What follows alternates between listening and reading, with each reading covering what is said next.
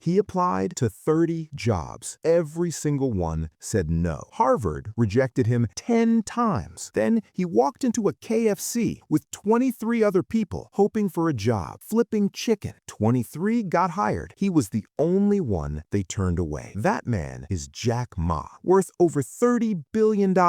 And he has spent years in interviews, in speeches, in quiet conversations, saying the same thing over and over again, that poverty is not about bad luck. It's not about the economy. It's not about where you were born. It's not about who your parents were. It's about 3 habits, 3 specific, invisible habits that most people are living right now and don't even know it. And here's what makes this dangerous. These habits don't feel wrong. They feel completely normal. They feel like just living life. That's exactly why they win. Stay with me, because by the end of this, you're going to recognize yourself in here somewhere. And that moment of recognition, that's where everything changes. Let me tell you about a guy named Marcus. 28 years old, works in tech support, makes decent money, not great, not terrible, enough to get by. Every month, his paycheck hits the account and he exhales. Just a little. Okay, we're good. This month, we're good. He pays his rent, his bills, grabs a coffee on the way to work, maybe treats himself to something on the weekend. He deserves it. He worked hard. And then it's the 20th and he's checking his balance before every single purchase again. Marcus is not reckless. He's not stupid. He's not lazy. He's surviving. And surviving is the trap. This is habit number 1. Psychologists call it present bias. Here's what that means. Your brain, right now, as you're watching this, is literally wired to value today more than tomorrow. It's not a personal flaw. It's biology. When our ancestors were alive, there was no tomorrow guaranteed. So the brain learned, get the reward now. Use it now. Feel it now. That wiring kept us alive for 200,000 years. In 2025, it's keeping millions of people broke. Here's the thing most people miss. It's not the big purchases that destroy wealth. It's the invisible ones. The $5.50 coffee on the way in. The $14 lunch because cooking felt like too much. The subscription you forgot you had. The this is on sale, so it's basically free logic. Individually, harmless. Add them up across 12 months, you just spent thousands of dollars on things you don't even remember buying. That is survival spending. And Jack Ma saw it everywhere. He watched friends around him work hard, genuinely hard, and still end up with nothing at 40. Not because life was unfair, because every seed they planted, they ate before it could grow. Here's the financial reality, and I want you to hear this. Every dollar you spend on something that only makes this month feel better is a dollar that can never compound. Compound interest is quiet. It doesn't announce itself. It doesn't feel exciting. But $300 a month invested consistently turns into over $500,000 by retirement. Not because you got lucky, because you didn't eat the seed. Marcus kept eating his, month after month, year after year. And the scariest part, he didn't even feel it happening. But wait, because what I'm about to tell you next is the habit nobody wants to admit they have. And it might be the most expensive one of all. Let me introduce you to Sarah. Early 40s, single mom, smart woman, works as an accounting clerk, knows numbers better than most. She gets a bonus, $2,000. For 3 days, she thinks about investing it. Of course, an index fund, an emergency savings account. 3 days. Then Instagram gets involved. And Instagram is very, very good at its job. She sees the highlights, the trips, the cars, the lives, people her age living like that. And something quiet happens in her brain. Not envy exactly, something older than it. Status anxiety. Evolutionary psychology tells us humans are wired to signal their position in the group. In a tribe, looking low status wasn't just embarrassing, it was dangerous. So the brain reacts, and Sarah books a weekend getaway. $800. Self-care, she thinks. The dopamine hits. The Instagram post gets likes. Feels good. It feels like living. 6 months later, she's financing a new SUV. It's reliable, she tells herself. I need something dependable. The payments? $680 a month. 25% of her salary gone every single month to a car that does nothing but transport her from one financial stress point to another. The bank made money. The dealership made money. Instagram made money. Sarah's still exactly where she was, just with better photos. This is habit number 2, the consumer trap. And here's the psychology behind why it's so brutal. Neuroscientist Anna Lemke spent years studying studying dopamine and addiction. She found that consumer spending activates the same reward system in the brain as drugs, the same pathways, the same loop. See the ad, feel the pull, buy the thing, get the hit. And then the hit fades, and you need the next one. Jack Ma called this the difference between looking rich and being rich. He built Alibaba from a tiny apartment, no flashy office, no status car, no performance of wealth, just work and patience, and keeping his money working for him instead of working for everyone else's bottom line. Warren Buffett still lives in the house he bought in 1958 for $31,500. Let that number sit with you. The richest people on earth are the ones most immune to the trap that catches almost everyone else because they understand something fundamental. Status is a feeling, and feelings are the most expensive things you can buy. Sarah understood this too, eventually. We'll get back to it. But first, the heaviest one, the habit nobody wants to look at direct, because this one doesn't feel like a habit. It feels like honesty. It feels like just telling the truth about your life. I want you to think about someone you know, maybe a coworker, maybe a cousin, maybe someone you grew up with, smart, sharp, full of potential, and yet every conversation with them somehow ends up in the same place. The economy is rigged. The system is broken. The boss is an idiot. The timing was wrong. The opportunity never came. Deep down, you feel for them because sometimes they're not wrong. Life is not fair. Systems do fail people. Some doors really are harder to open. That's real. But here's what psychology has quietly figured out. The problem isn't the complaint. It's what the complaint does to the brain. In the 1960s, a psychologist named Martin Seligman ran an experiment. He placed dogs in a situation where they experienced discomfort they have no control over and over. Then he gave them an easy way out, a simple escape right there. Most of them didn't take it. They lay down and accepted it. Seligman called it learned helplessness. And it doesn't just happen to animals. It happens to people. When you experience enough situations where your effort didn't change the outcome, your brain learns to stop trying, even when the door is open, even when the escape is right there. Blame is the language of learned helplessness. And here's why it's so addictive. When you voice a complaint, when you tell someone why things aren't your fault, your brain releases a small shot of dopamine, relief. The pressure finds an outlet, and the brain comes back for more. So blaming the economy feels good. Blaming the boss feels good. Blaming the timing, the luck, the background, all of it delivers a small neurological reward. Carol Dweck at Stanford spent decades studying what separates people who grow from people who stay stuck. Her finding was simple and devastating. People who believe their outcomes are shaped by forces outside themselves stop investing in change. Why would you, if it's not in your control anyway? Research from the American Psychological Association found that people with internal locus of control, the belief that their choices shape their outcomes, build 3 times more wealth over a decade. 3 times. Not because life was easier for them, because they never stopped believing they were the variable. Jack Ma was rejected 30 times. He had every reason to sit down and say, the system doesn't want me. Instead, he said, then I'll build something the system has never seen. That is not toxic positivity. That is not ignoring reality. That is the deliberate choice to stay in the driver's seat of your own life, even when the road is bad. Now let's talk about what actually changes things, because this is where most videos leave you hanging. They diagnose the problem. They name the habits. They leave you with a vague believe in yourself and roll the credits. Not here. Remember Marcus, the guy surviving month to month? In 2022, something cracked. Not a dramatic moment, not a rock bottom story, just a quiet Tuesday night when he looked at his bank balance and realized he couldn't tell you where half his money had gone. He did one thing differently. He set up an automatic transfer, $150 every payday into an account he couldn't easily access. He didn't see it. He didn't touch it. He forgot it existed. 12 months later, he had $1,800 he'd never felt himself save. That was the first time in years he felt like something was being built. That feeling changed everything. Sarah, she sold the SUV, used the equity to pay off a credit card, put the rest into a skills course. 6 months later, she was consulting remotely, not rich, but free. The behavioral economist Richard Thaler won a Nobel Prize for a concept called nudge theory. The idea is simple. You don't need willpower. You need structure. Set the automatic savings before you can spend it. Remove the apps that trigger the dopamine loop. Change the environment before you try to change yourself, because your brain is not your enemy. It's just following old programming, and old programming can be updated, one small, unglamorous habit at a time. Jack Ma didn't flip a switch. He didn't wake up enlightened. He made small decisions, consistently, in a direction most people around him weren't willing to go. That's it. That's the whole secret. So here we are. 3 habits. Survival spending, eating the seed instead of watching it grow. The consumer trap, spending on the feeling of wealth instead of building the reality of it. And the blame loop, handing your power to everything outside yourself while the clock keeps moving. None of these feel evil when you're living them. They feel human. They feel normal. They feel like just getting through the week. But that's exactly what makes them so hard to break. Here's what I want you to take away from this. Not guilt, not shame, just awareness. Because the moment you can see the habit, it loses some of its power over you. Jack Ma said something that I keep coming back to. He said, successful people don't do different things. They do things